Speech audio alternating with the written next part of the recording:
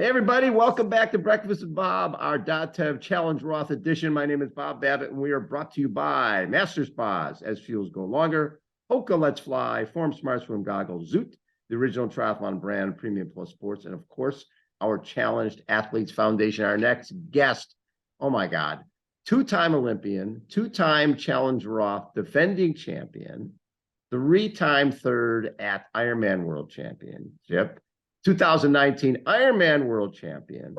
He has done it all. Annie Haug joins us. And of course, she just won in Ibiza, the European Open, the PTO European Open. Annie, how you doing? I'm doing very well, thank you. I'm back in Lanzarote, so I'm always doing very well. So you've got Challenge Roth coming up next week, and you're going for a three-peat, trying to win 3 times in a row. And now they've got Daniela Ryf, 5-time Ironman World Champion, coming. Got Chelsea Sodaro, who won the. So really, we have the last 3 Ironman World Champions who are coming. And then Laura Philipp is coming. They're stacking the field. It's going to be a lot of fun. You like that when everybody's there? I mean, it's always a big pressure. Everyone's there. It feels like a world championship, but to be honest, that's what we train for. We want to race against the very best because you need the challenge to get the best out of yourself. And yeah, victory is always has more value if you really have to fight hard and if you're in a big competition, achieving something in a field like that has so much more meaning to you than get a win for free or whatever. You don't want to win for free. You want to fight, and then you want to be satisfied with the result, no matter which place you take in the end. But you need the good competition to get the best out of yourself. I think a lot of people would look at you because of your Ironman success as a long distance athlete. And so when you look at Ibiza, which is a shorter than a 70.3 race, they would think, okay, this is Nashi Gentle, this is a Paula Findlay, this is those type of athletes. And then 40-year-old Annie Haug runs by everybody and wins that race. Did you surprise yourself with that? Yeah, I mean, I know that I can run really quick, and I always said to Dan, look, I've never want to become a long goal, like a really slow long course athlete. I always want to be like quick on a 10K. I always want to push to my limits. And to be honest, I think my body is more made for the shorter course races, and I honestly love them so much more. I love the speed. I love the fighting against the other athletes and the competition. And yeah, my body always struggles with the long one because I don't really enjoy it. I don't like the long, slow things. So I was quite impressed that I could win Ibiza, but I know it suits me more. I always have the problem with my swim. So if I would have a better swim, I think I would always stay on short course. But I mean, I have this my swim is just not good enough for ITU, so I had to move on. And Ironman is different, it's a battle more against yourself than against the others, and I have a little bit of a hate-love relationship with that, I would call it. So deep down, you are still the Olympic athlete, the 2012, 2016 Olympic athlete, and you've used that speed that you have from that to really be successful in the longer distance. But deep down, you see yourself as more of a short course athlete. Yeah, I mean, it's no secret that my passion will always be with short course. I admire the athletes. I think that's the ultimate triathlon for myself.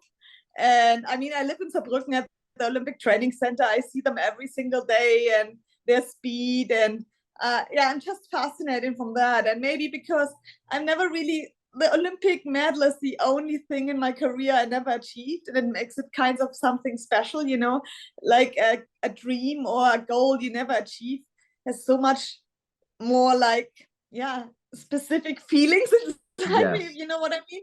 So I know exactly what you mean. I glorify that a bit, and that's still the Olympics are still the biggest achievement I think in an athlete's life, and I never really find a way to manage it right, but I mean, that made me the athlete I am today, and not every dream comes true. Yeah.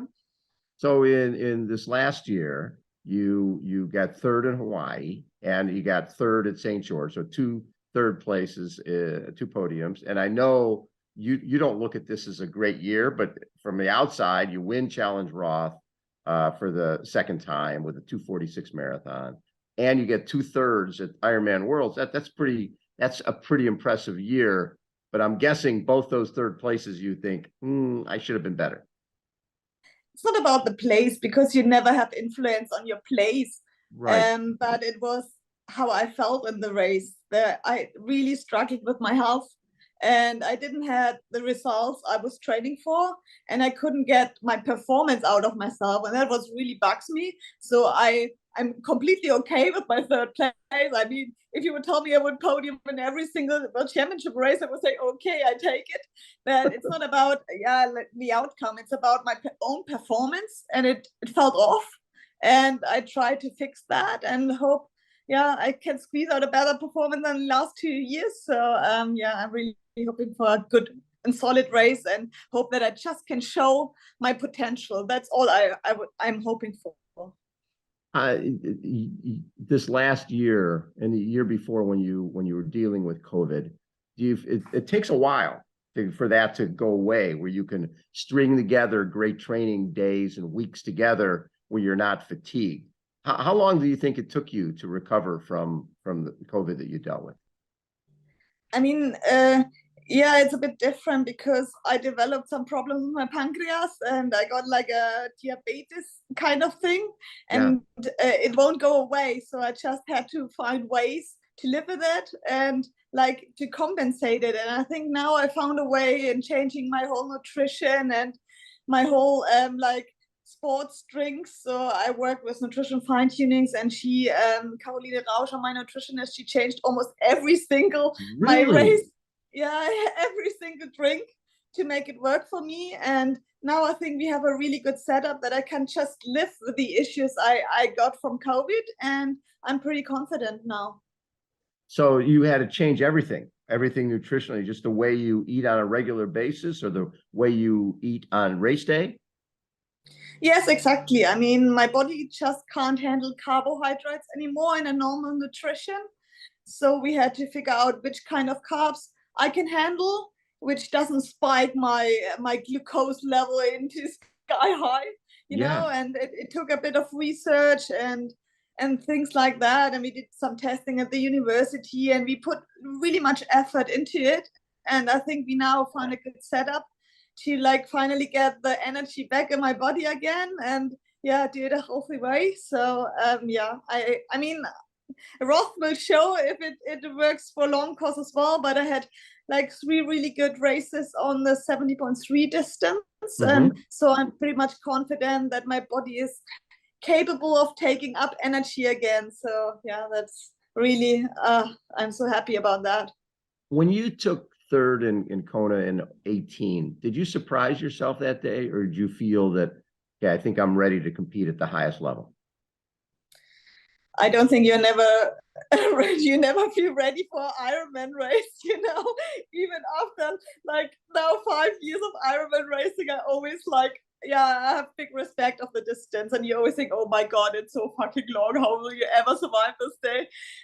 And I think it's good to stay always humble and have a big respect of the distance, because you need a perfect day to really make it, and nothing is for granted. You show up, and then you need to have a good day. And that's the beauty of it as well, that nothing is predictable. Even if you have the best preparation in life, something can happen. It's just such a long day.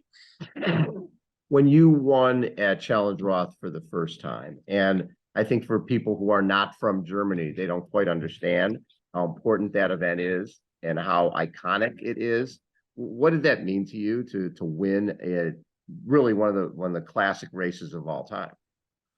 Yeah, I mean, for me personally, it means something. It means a lot to me, because I grew up just 1 hour away from Roth in Bayreuth. That's my hometown, and I grew up literally with that triathlon. That was the first time I came in contact with triathlon. It was the first triathlon I watched, and to win that was it's undescribable, because I mean, the crowds are just amazing. It's they're covering the whole marathon. They scream you to the finish line, and yeah, the whole atmosphere. It's like it's the biggest triathlon almost in Germany with Hamburg.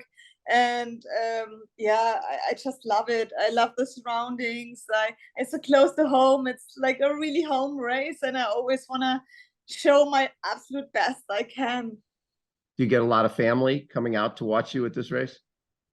No, I don't think so. I mean, I have my team around me. Dan will come, and Frank, my manager, is there, and Toby, my physio, will be there. So, and a friend of mine will like do the nutrition on the course. So, I mean, there will be a lot of people I know apparently, but I don't know it in advance for sure. There will be a lot of people on the side and cheering. But yeah, I mean, I have to concentrate on my own race. I have to do my thing, and yeah. So when you come back and then you've won it, and last year it's okay, now you've got to repeat and there's more pressure, and now you've got the little bullseye on you because everybody wants to beat the champion. Did you feel more pressure going to last year's race than the year before?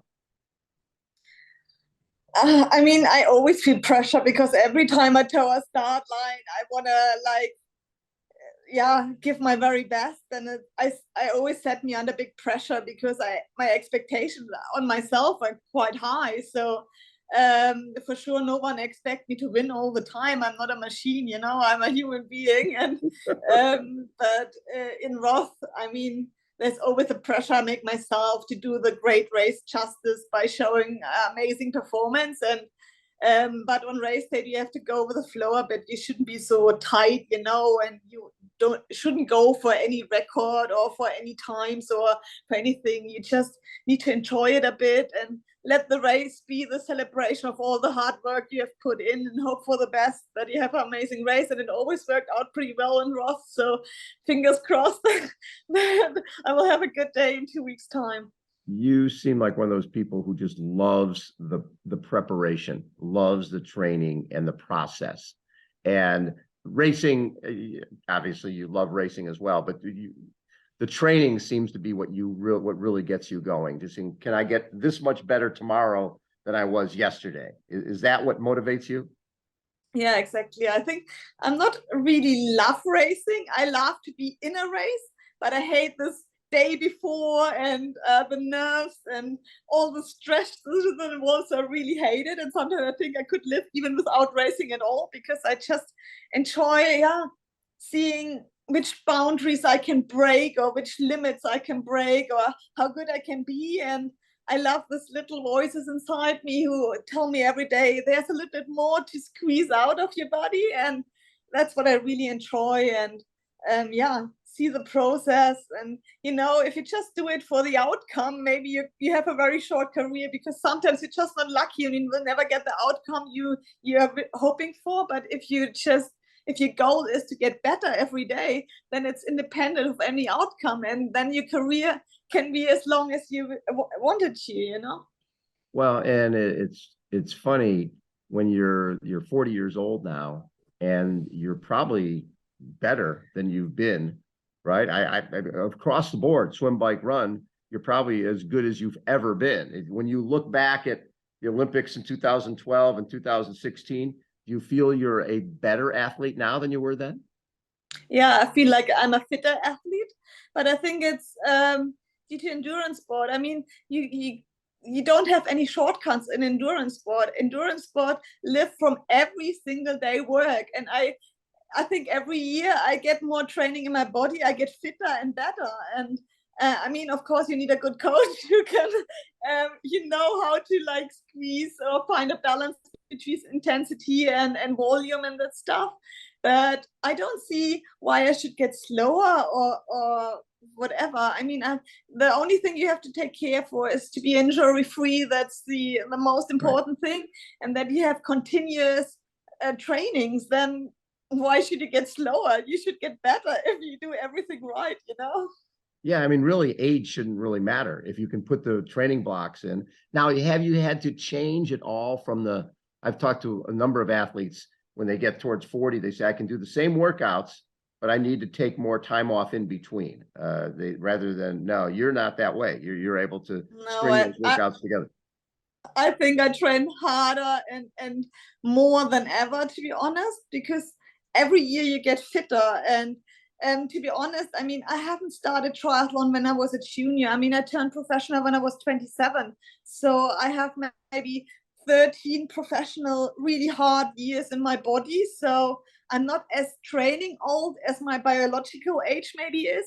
And I have like a perfect coach who can, knows how not to break you, and I have a good osteo, I have a good physio who take care of me.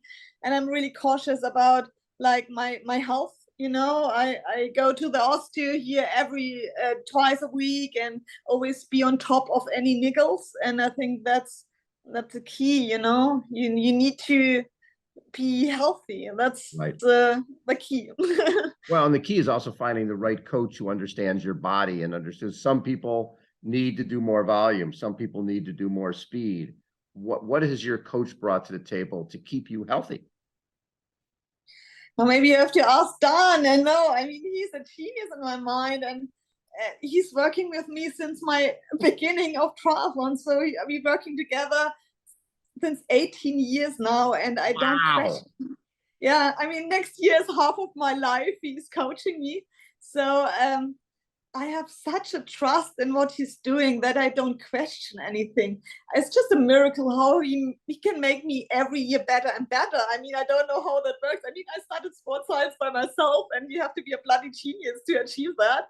And yeah, he does. And I think he is just this superpowers to feel what an athlete needs. I mean, he coaches Lucy and Jan and Sarah, and for sure he will coach everyone completely different because we're all different athletes and different machines, and he know how to tune us. So it's pretty genius. So there's a lot of great finish lines in sport, but there's not many that finish inside a stadium and with the balloon kids and running in 5,000 people cheering and going nuts. What is it about that finish line at Challenge Roth that's so special? I mean, yeah, it's the people, the crowd, the atmosphere, it's pretty much everything. I mean, if you have a down spot in the race, you always think of this finish line and how to get there, because I mean, that's just the celebration of all the hard work, finishing an Ironman is always something special, but in Roth, it's like super special because the stadium makes everything so atmospheric, because the people are so close, everyone is clapping you, and I mean it's home soil as well, so it gives me goosebumps if I think about that. And really looking forward to that finish line. Most bike rides you guys do, there's crowds at certain parts, but this one with Solar Hill, where you're like doing the Tour de France, where you're coming up and there's 50,000 people on that hill screaming. Is there anything else like that you've ever experienced in a triathlon? No, not really. I mean, my first year there was COVID, so there were no spectators allowed at the Solar Hill. So last year was the first time I experienced that. I think I would get dust. I mean, that was so loud. It was absolutely incredible. I would have never thought that it's possible. I mean, I heard about it, but if you experience that, it's incredible. And you don't even feel the hill because you can't physically see the hill because it's so full of people. And it's just amazing. The crowd's just pushing you up this hill and you won't even recognize it. And then you get to do it again. Eventually, if you're lucky, you can do it again. I love it. Love it. Hey, Annie, good luck next week. It's going to be really, really fun to see you going for your third in a row. And I know that the winning is great and the rest of it, but you feel that just getting the best out of yourself and having your best day, that's what matters. Exactly. May the best one win. And we have a good competition. Annie Haug has been our guest. Again, we have Datev Challenge Roth coming up next week. Annie going for 3 wins in a row. Annie, thank you so much for taking time. Thanks for having me. All right. Thanks, everybody, for checking us out, and we'll catch you next time. See ya.